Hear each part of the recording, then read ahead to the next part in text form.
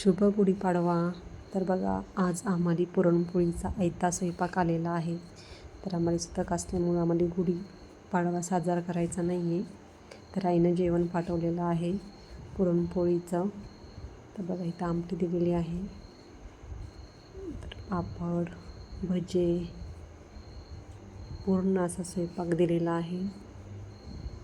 श्लोकसाठी हार खोबऱ्याचा आणि साखराचा.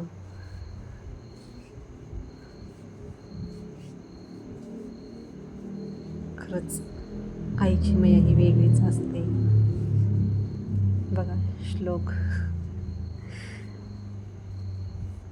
तर आईला पोळ्या नको म्हणलं, बाकी सगळं दिलं आहे, कारण गरम गरम पोळ्या छान लागतात म्हणून तिला पुरणच पाठवून दिलेलं आहे.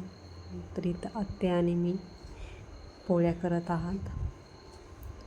गरम गरमच पोळ्या छान लागतात.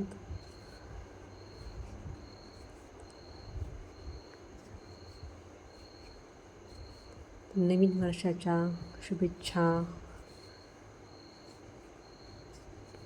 तर आता पोळ्या बनवून झालेल्या आहेत. तर आता मी जेवायला घेतो.